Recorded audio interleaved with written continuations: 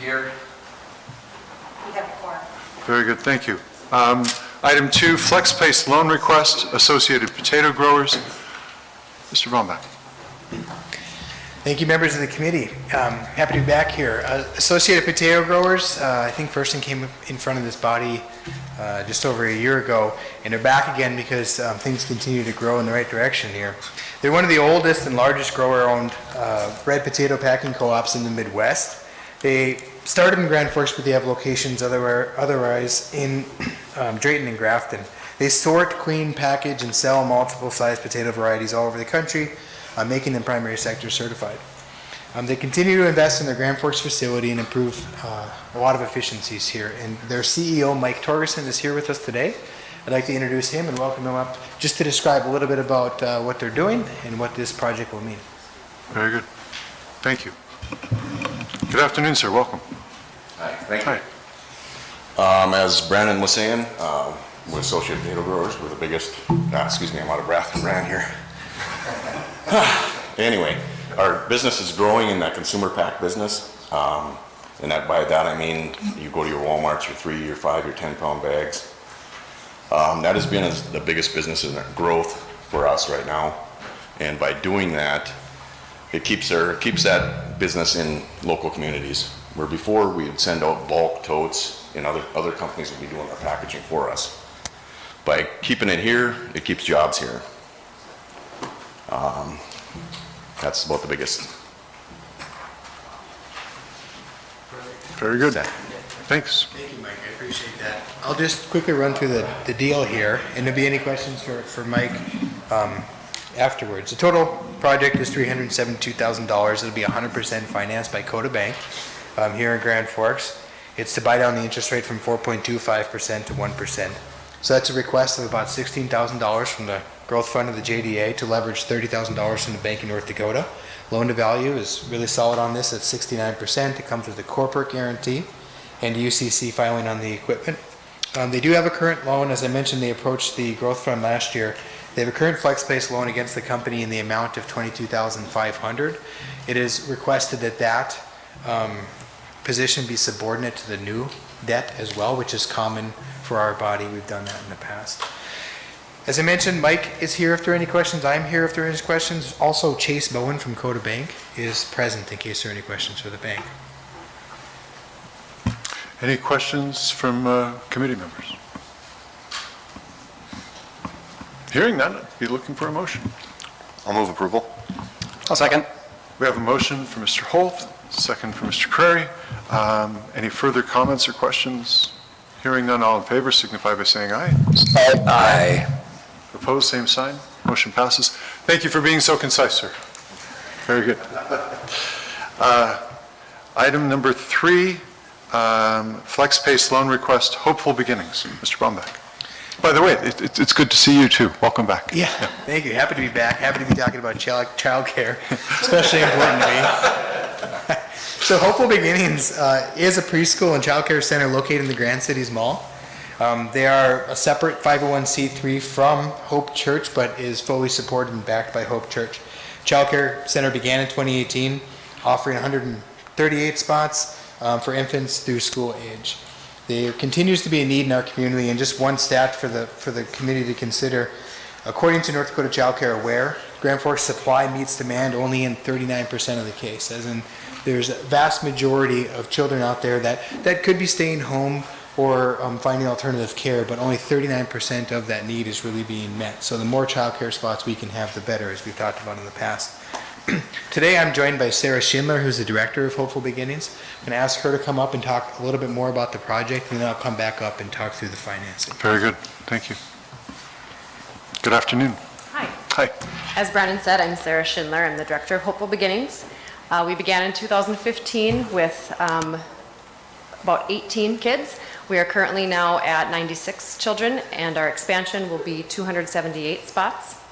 We secured about 16,000 square feet parcel inside the church, the mall, Grand Cities Mall, and we are currently expanding that to be our preschool and school age center, and then our current position where we're at will be increased infants and toddlers. Very good. Thank you, Sarah.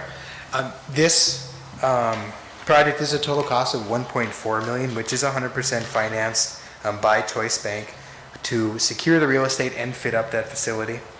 This loan request is $126,000 from the growth fund, leveraging $234,000 from the bank in North Dakota in interest rate subsidy.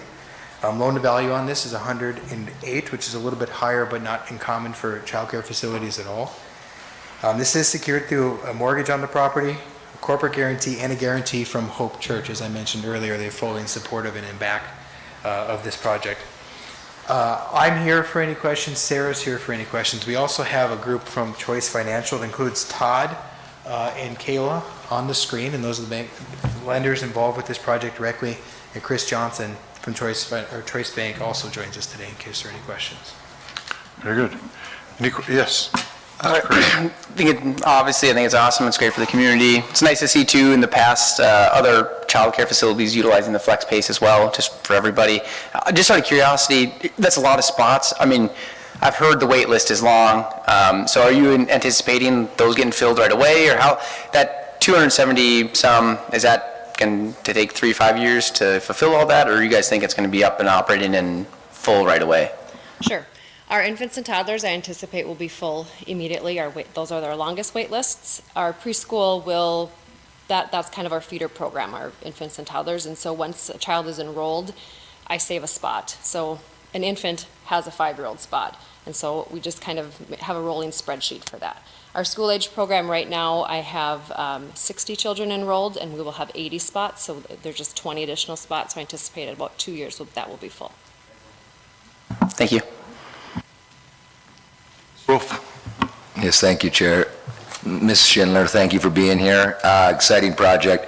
Question more, just confirming, I know Mr. Baumbach, we'll have a second mortgage, the growth fund, as well as a corporate guarantee. Thank you. The question would be for the folks at Choice. It looks like it's a 20-year note, I think 20-year amortization, if I'm seeing what's in front of me. The rate is listed. I'm curious on, I think it references an appraisal. So what's the collateral from the bank aspect? Assuming it's a mortgage, but is there an appraisal ordered, and any debt that would be ahead of that appraisal? Just is our, from a loan to value standpoint, how that might look? Yep. Can you guys hear me okay? Sure, we sure can, yep. All right, sounds good. I can speak a little bit to that. Appraisal is in process. We expect that back here in the next couple of days. Biggest thing when we think of appraisal is that this property or portion of the mall will be deeded out, so it will truly be a first mortgage on this part of the property. Another thing to recognize here, I think that's important, and I want to stress too, is the willingness and also ability of our corporate guarantee. Hope Church, has really been supporting Hopeful Beginnings since its infancy, and really gives us comfort on overall through the state through this property. But appraisal is expected back shortly, and we should be good from there. So thank you. So the mortgage would be on just the addition on the property being financed, and that'll be deeded out. So. Yep, and I should stress too that they do have a Land of Hope is the operating entity of the mall there. They do have a mortgage there as well, but we're working through the lead bank there to subordinate their position to really reaffirm, to your point, the first mortgage that we'll have on this property specific. Thank you, Todd. That was my question, and that so Mr. Baumbach, I would imagine our mortgage would fall in line with what Choice is doing, but that was my only question. Thank you. Thank you, Mr. Wolf. Anything further? Mr. Kafami? Is that a motion? Yes, sir. We've got a motion from Mr. Kafami, I'll second. second from Mr. Wolf. With the motion on the floor, any further questions or comments? Hearing none, all in favor signify by saying aye. Aye. Opposed, same sign, motion passes. Very good. Thanks. And item 3, purchase agreement, Corporate Center 2 at 402 Demers. Mr. Weber, if I could, please, I'd like to request that I be recused from the discussion on this due to a conflict of interest. Thank you, Mr. Wolf. Looking for a motion to recuse, Mr. Wolf. So moved. Second. Motion from Mr. Crary, second from Mr. Holt. All in favor signify by saying aye. Aye. Motion passes. Thank you.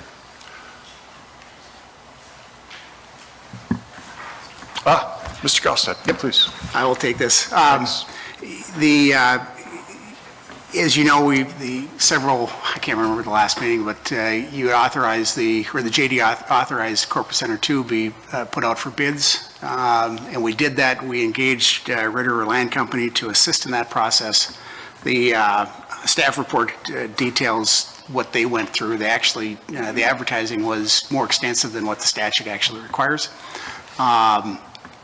So they went through an extensive process. We opened written bids on September 8th. Those were compiled, or are compiled in part of the bid package. The low was $598,000, and the high was $2,505,000 from Grimsley Consulting LLC. All we did that day was open the written bids. At that point, there were 6 parties that were actually invited to participate in the oral bidding. There was a tie, so we're going to only do the top 5, but since there was a tie for the 5th, 6 parties were invited.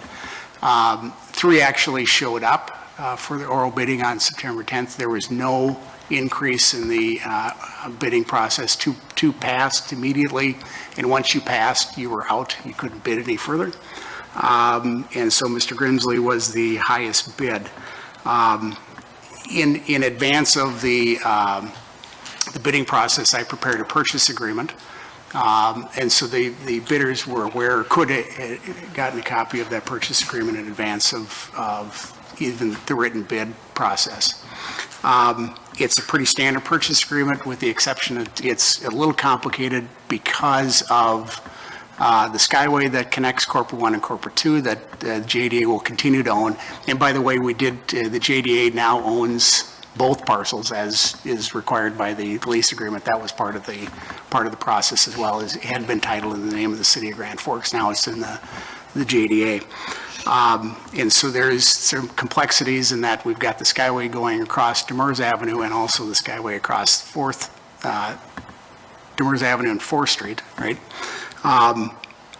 Also, there's a heating system that is within Corporate 2 that is utilized for both buildings.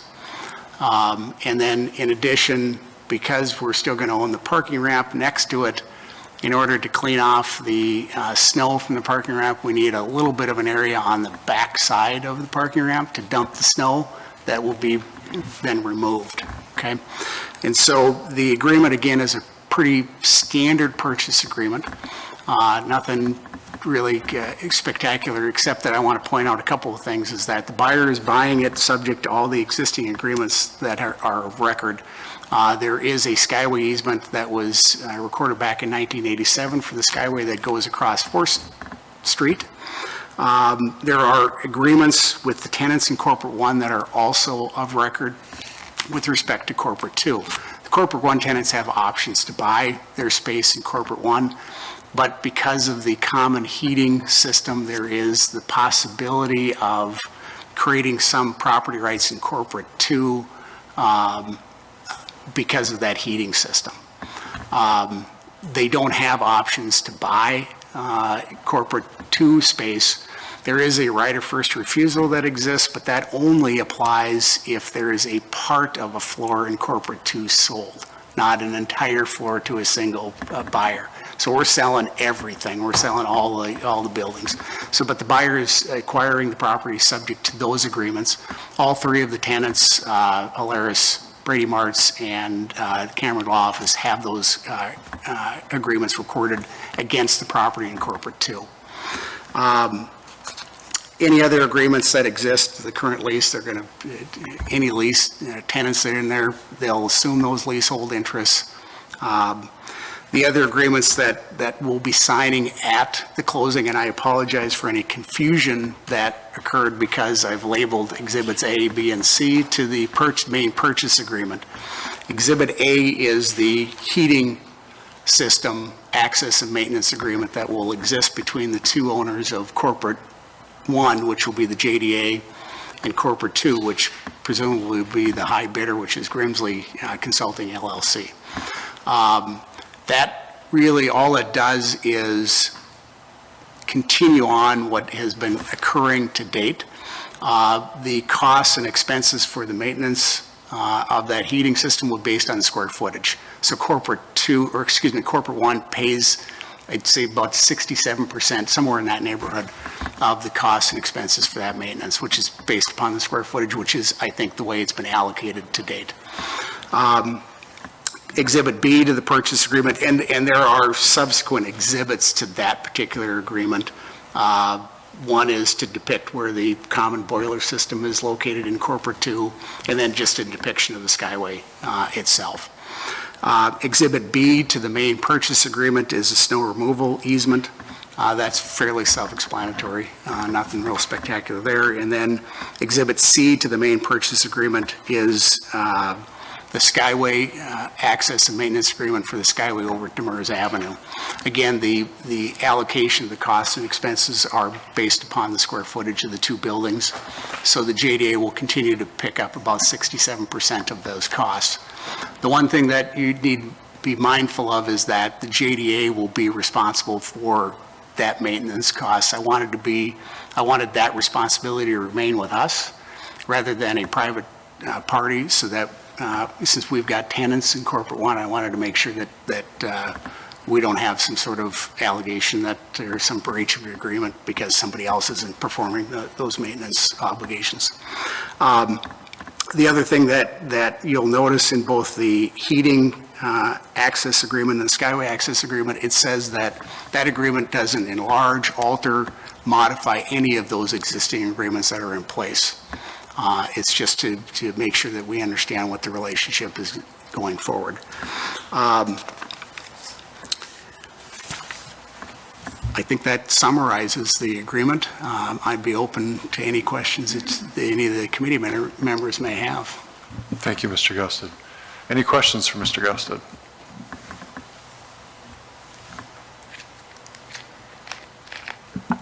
I guess just more of a comment, and one, just a couple things, quick turnaround for close, which is good to see. Obviously, I see, Chris, appreciate you being here.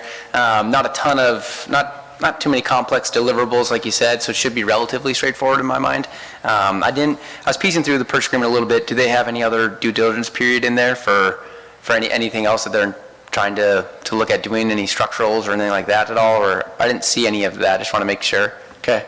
And then also another, really like to see the earnest money, which is, I mean, that's a good faith deposit, you could say, right? So especially just being at the city owning that, I'd like to see. It's great to see. Obviously, probably more than even needed. So I don't know who did the negotiation on the side of the city. If there's you, Dan, or Mr. Gossett, excuse me. That looks good. But I don't really have too many questions on the purchase agreement. Just wanted to say nice work, I guess, on the contract. I can't take credit for the negotiation. I think I got to give a lot of kudos to Chris Griffin and John Botsford, who did a tremendous amount of work showing the place, marketing the building. I don't think without them this would have gone as smoothly as it did. And the earnest money was what they had suggested. And it's $250,000 subject to, I mean, if there are certain exceptions, right, that they can get the earnest money back if it's some problem on our part that we can't cure the defect or whatever. But for the most part, those funds are now dedicated. So if they don't go forward, those funds are for the JDA. One thing with respect to any due diligence, I did a preliminary title work, and that was provided to, or was accessible to those that wanted to bid on it as well. It wasn't a full-blown title policy or an opinion, but just a preliminary so they knew what was of record. And the entanglements or the history with different federal involvement, no concerns there at this time? No, in fact, there's a conditional use provision that we had to execute, and that's of record too. There are certain uses. I think one of if my memory serves me, it's it can't be used primarily for religious purposes, or is something to that context, but there are no restrictions that I'm aware of. Any further questions, comments? Mr. Curry, please. And then just looking at the deliverables then on the city side, is that a Meredith, Ms. Richards or Mr. Gosted, the deliverables, just make sure we're all on track and that everything, that shouldn't be an issue looking at the deliverable list to get that in the 10 days or just to fulfill the city side of the contract? The only thing that we have to provide are any type of reports or documents, documentation that we may have of record. We're going to have to order a title policy so that they get a title insurance policy, but the deliverables, for the most part, have already been drafted. The only thing that I have left to draft is going to be the deed.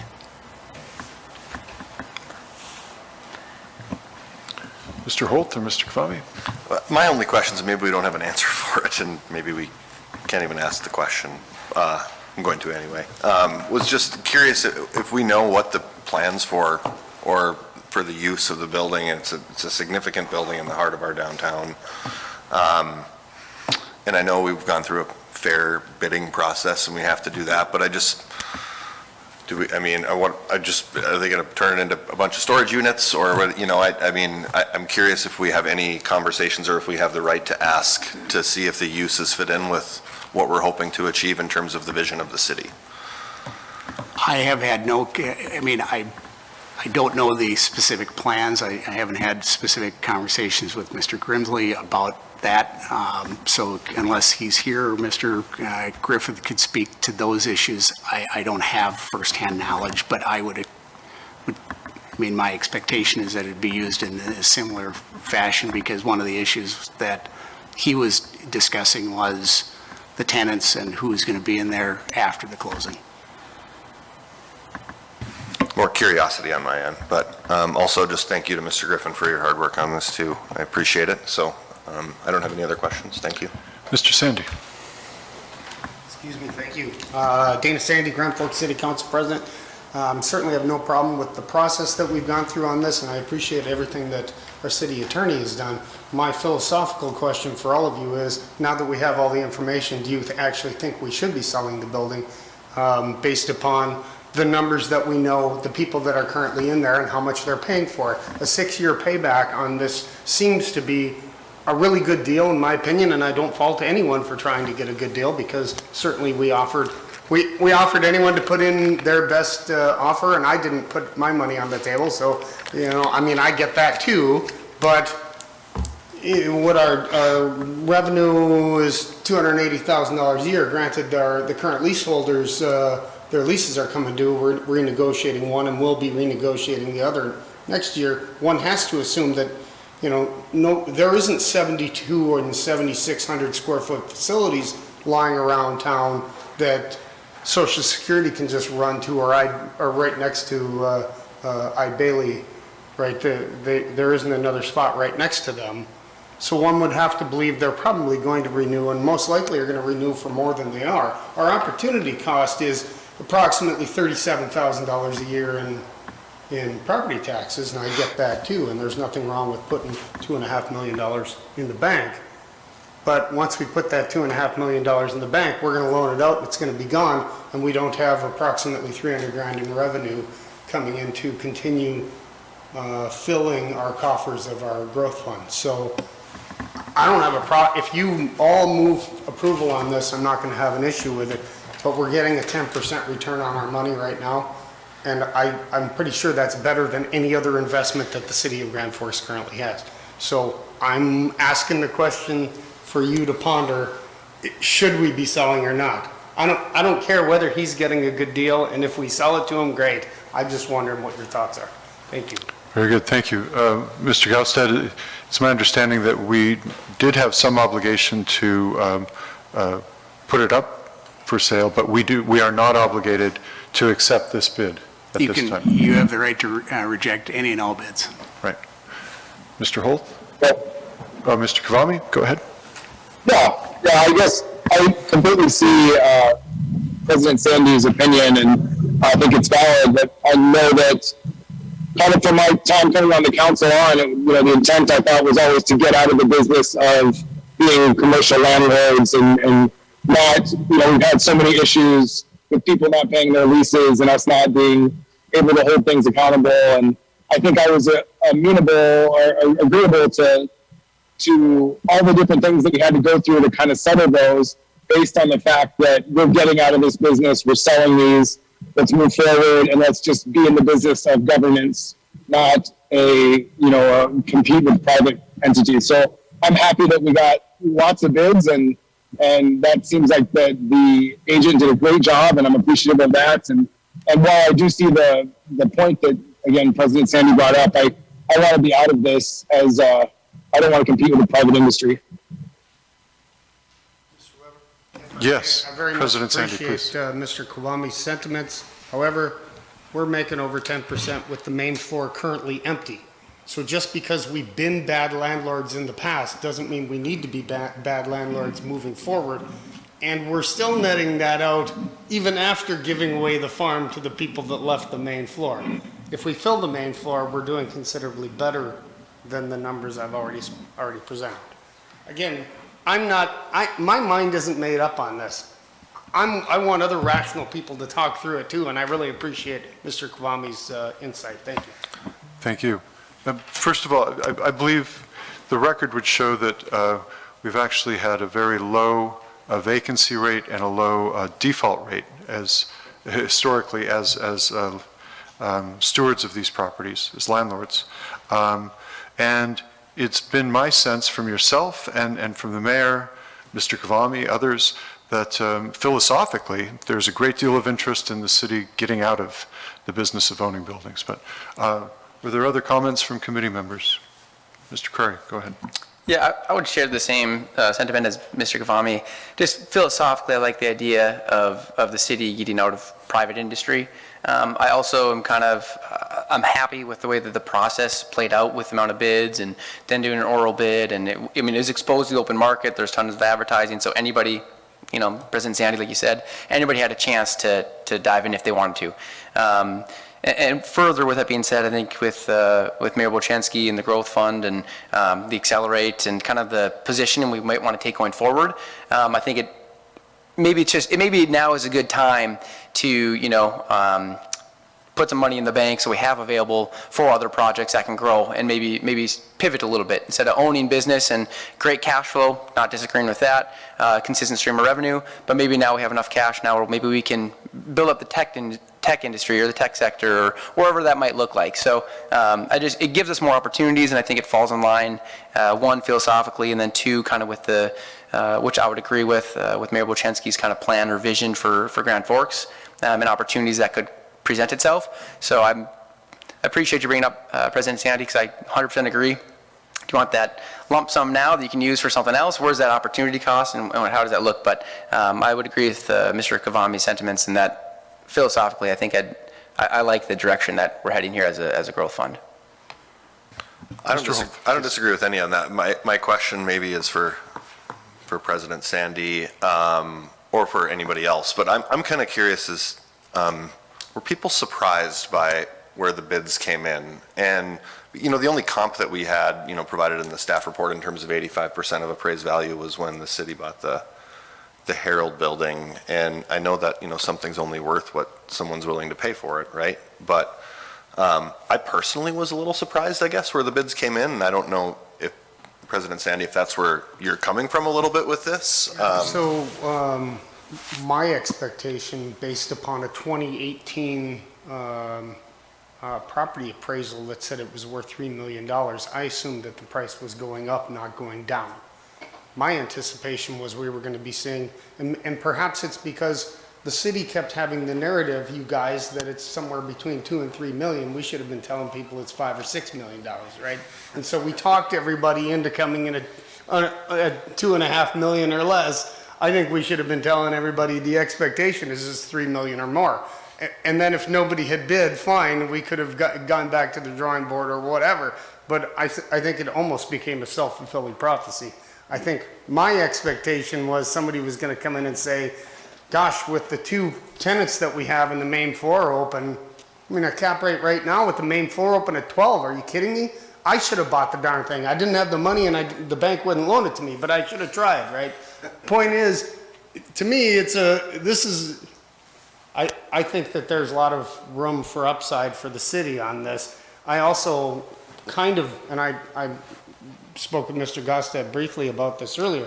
I almost wonder if the city shouldn't package corporate 2 with corporate 1 and try to sell them together at the same time with options, give us your best price for corporate center 1, give us your best price for 2, and give us your best price for both, and see where we go. I don't know. Again, I'm not saying we should do that today. I am a little bit curious as to why we didn't think of that and do that in the first place, because that's probably how I would have approached it. But I also recognize that city staff and the city attorney's office is trying to get these things wrapped up because they have been directed by city council and the mayor to do this. So it's not, there's no blame on anyone. It's just, after the fact, hindsight's 20/20. It's really easy to now say, well, we should have done X, Y, and Z when I didn't think of it yesterday and perhaps others did and we just didn't go down that path. So anyway, I was expecting the price to be higher.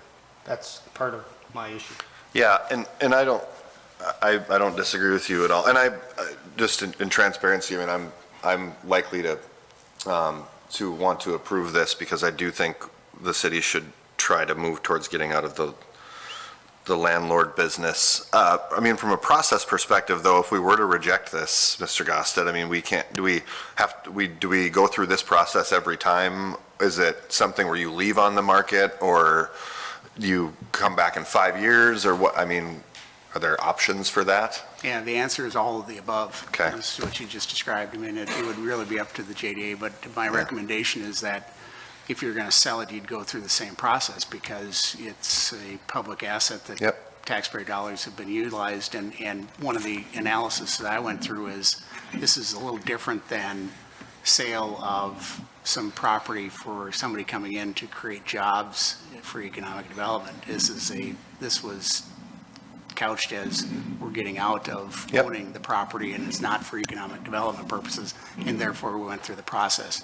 One of the other issues you had to be mindful of is that those options still exist in favor of those tenants in corporate 1.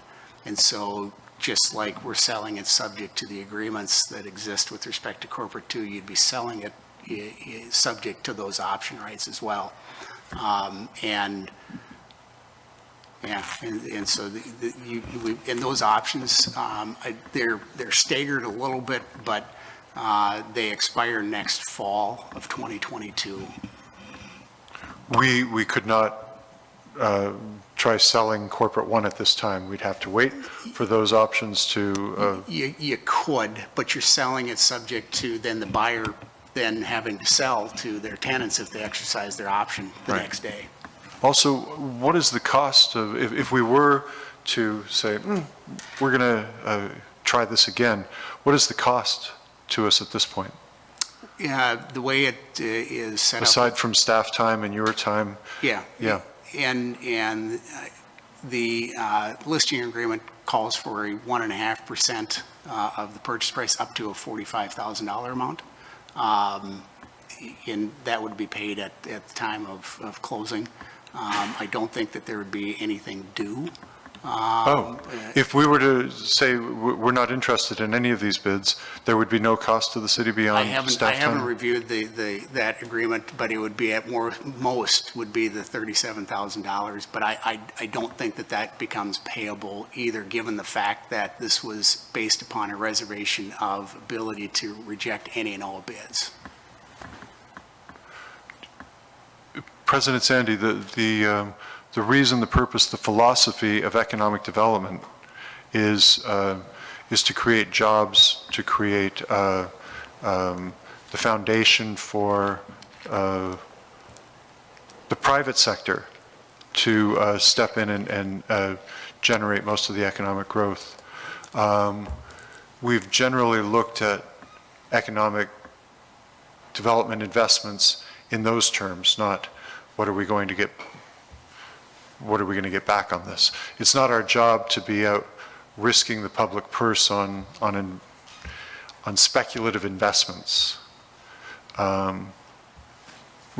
would be one way of thinking about this. What are your thoughts on Well, that? that's certainly the case, and I think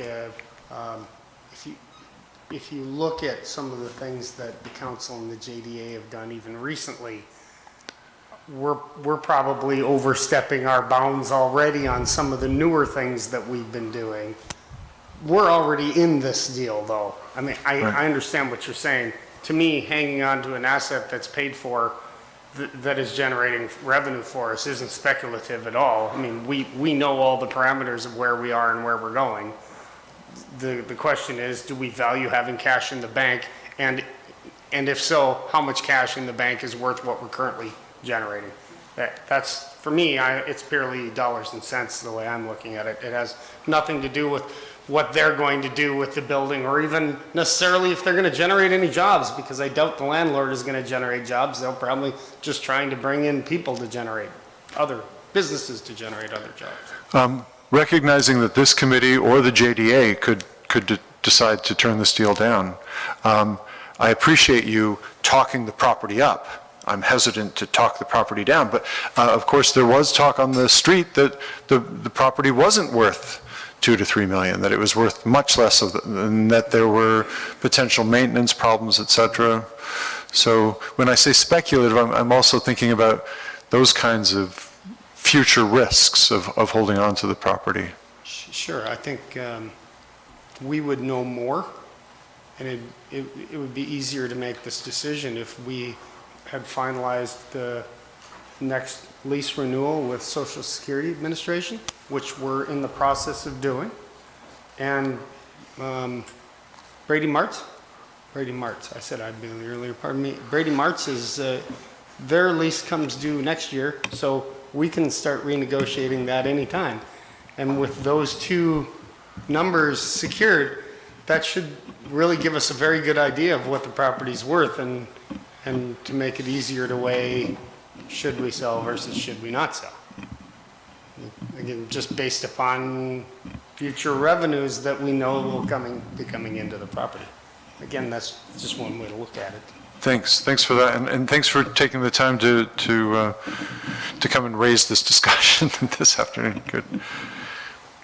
Mr. Kavami.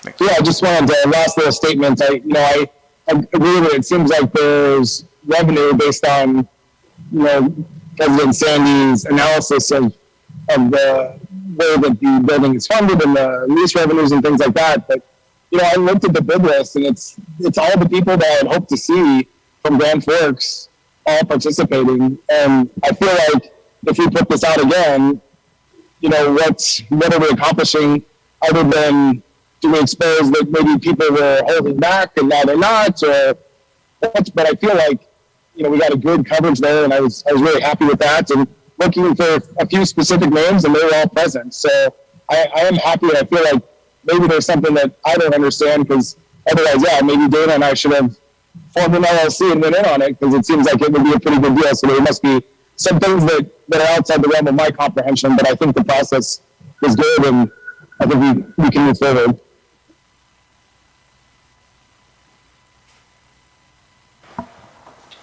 Mr. Curry, please. I guess just trying to think through it a little bit. It's almost, it's twofold, because to President Sandy's point, dollars and cents makes complete sense, no debt on it, it's cash flowing. Any ordinary person that would own that asset, then, do I want the big nest egg or do I want the passive income? But I think, which I don't disagree with any of that logic, don't disagree with that math. The question, I think, which was some dialogue happened previously, is whether or not should the city compete with private business? Should the city be evicting somebody or have to deal legal proceedings? Should the city be, is that the realm for the city? So I think not trying to, I feel like we've already kind of had that conversation previously, and that was kind of the direction that maybe we wanted to go as an organization, as a board, as a committee, is to, let's get the city out of it and focus in on, we're not giving it away either. It was a very fair, capitalistic approach to sell the property. You're getting the best dollar that you can, given the current market, given the current circumstances.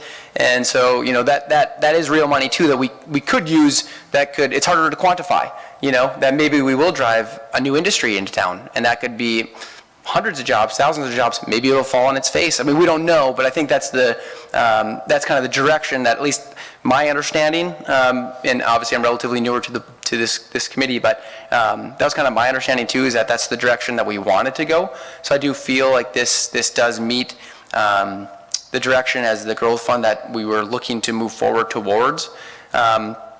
Now, getting back into the philosophical, yeah, I definitely don't disagree with you, President Sandy, but I do think that this is meeting the objectives of the growth fund, and then the funds will be used, they're not just sitting in the bank to pay city expenses. I mean, it's used for economic development, and so we're just repositioning how we're doing that economic development, I think. So that's just kind of my take. Just a quick comment, without getting too far into the weeds, just on the valuation or what the highest bid was. Doesn't necessarily surprise me personally. To President Sandy's point, had you already negotiated leases, everything signed, and they had 7-year leases on them, eliminates a lot of risk for an investor. It's a little bit easier to figure out a cap rate, but given the circumstances, I mean, you do totally agree they both could stay. They could stay for 20 years, great investment. They could, technically, you don't get anything together with Social Security, so all that. There is inherent risk for any investor looking at it. So if it was, and I don't know what Mr. Grimsley's plans are, if it's an owner-occupier, they probably don't care quite as much. But if it's an investor, they're going to care quite a bit on just the riskiness of it. And, theoretically, there's not any long-term leases on it right now when the bid, was out. And that, just personally speaking here, that poses a lot of inherent risk. If you're going to pony up $2.5 million, that's a lot of risk out there. So it doesn't necessarily surprise me, just given the total circumstances. So anyway, kind of rambled a little bit there, but I do feel like it fulfills kind of the objective of the growth fund, and I'm not overly surprised either.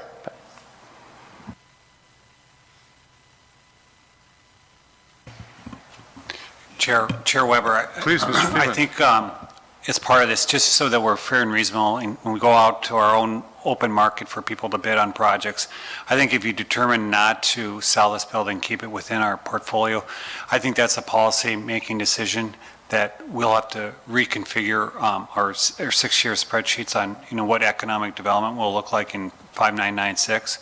I think you have to determine whether this bid of a little over 2.5 million is a fair and reasonable bid. And if you don't, I think if you don't want to accept that, it's certainly, we wouldn't go out 2 weeks from now and re-advertise. I think that would be unfair. I think you had all the partners at the table. There certainly were a lot of them around $1 million. But I think you have to determine whether this is a fair and reasonable bid. And you want to move forward with the sale. And then I think the second policy-making decision, if you don't move forward, is do you intend for the JDA to own this for a significant amount of time? Because then city administrative staff will make some different decisions on obviously reinvesting in the building and moving forward in that like kind. And certainly, I think corporate one is another matter, as Mr. Gost had spoke of, and that something's going to happen there in that situation.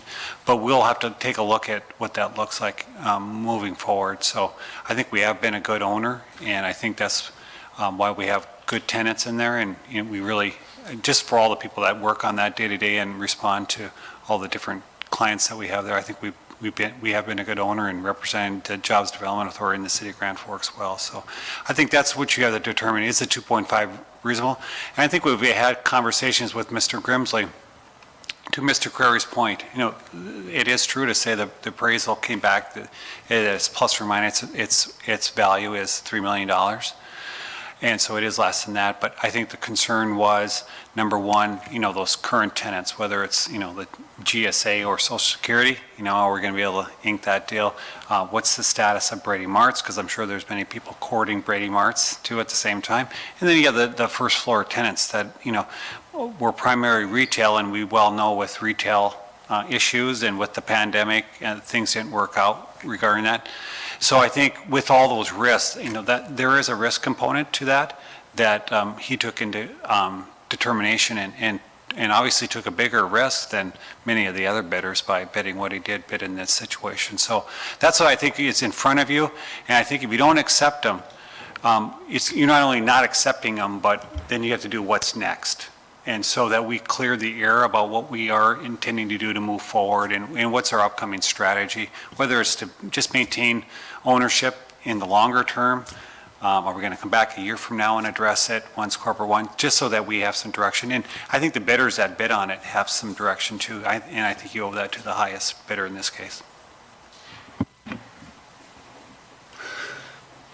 So what Mr. Sandy's brought forward is the idea that this is a moneymaker, and we don't want to walk away from it or undersell it. On the other hand, the numbers you've used, there isn't any consideration, I don't believe, and I'll ask you, in terms of cost of city staff and time for managing it. That would probably be a small part. We have moved to some more speculative activity with the Growth Fund, with the Accelerate Grand Forks. That was a very targeted sector and a limited portion of our portfolio. This is distinct from all of that. This is a building that was built for us with federal dollars. So to be able to get 85%, walk away from that risk, move forward with the philosophy that the city should not be an unnecessary landlord, and the fact that City Council directed that staff move forward with a sale suggests that this is probably the way to go. And Mr. Crary, what I heard you saying sounded like it was leading up to a motion, but I didn't hear that motion. And maybe there's more discussion to have, but is there any interest in a motion at this time? I think the dialogue's great. I just want to make sure everybody has opportunity to ask questions, and President Sandy had great points as well. One last thing to throw in, or maybe that I would add, is that you never know the future, right? So say if the city owned it, leased it up, and it's fully leased, 7-year leases, you probably sell for, north of $3 million. Or if you don't renew any leases and it's empty, then you're sitting on nothing. And not only do you not get that consistent revenue stream, but now you have an empty building that you have maintenance on. So, I mean, it's point I guess I'm trying to get at is it goes all the way to me personally, and as well as the direction that City Council and JD have directed, is that it's a philosophical question that I feel like I was under the understanding that that's the direction we were to go. And so I feel like the city should get out of the private business of being a landlord. There's risks, there's opportunities. You could go around and around talking about both of them all day long. But this isn't necessarily. It makes me more comfortable knowing that not City Council and the JDA, have already recommended us go forward with this. Now the question is, was the process fair? Was it open to all people? I believe that's all been accomplished. Is everything legally binding? Everything's good. Mr. Gossett agrees, and we're good there. I think it buttons up everything that we originally wanted to accomplish. So if nobody else has really questions, and I know we can have more discussion, but I would move approval. We have a motion for Mr. Crary. Second. And we have a second. Very good. If I could try to make one more comment. The purpose of this building originally was to save downtown. It was an important part of that. That's been accomplished. In fact, I'm very optimistic about the future of downtown. And I think Mr. Sandy's quite right that if I were the landlord, or if I had the money, this sounds like a great investment. And I hope that Mr. Grimsley feels like he's made a smart business decision with this bid. However, for the city and the JDA, the amount of money that we might be able to move forward with, I think that the age of the building, the purpose of the original investment, we've had a good ride, and it's time for us to move on and to put this money to work elsewhere. So I appreciate the motion. With that, any further comments or questions? Just one additional Please. comment from me. It goes back to the very first question. I think there was Mr. Grimsley invited to be here today, or any of the purchasing group at all that anybody knows of? I didn't personally ask him, but we made Sure. him aware that it was going to be brought Sure. before the Growth Fund Committee and the JDA today. It seems like there might have been a couple of times today when hearing from him might have been valuable, so I would just make the comment that I would encourage him or any of the principals involved to be at the JDA meeting when this comes in front of them, if that's the next step. So. And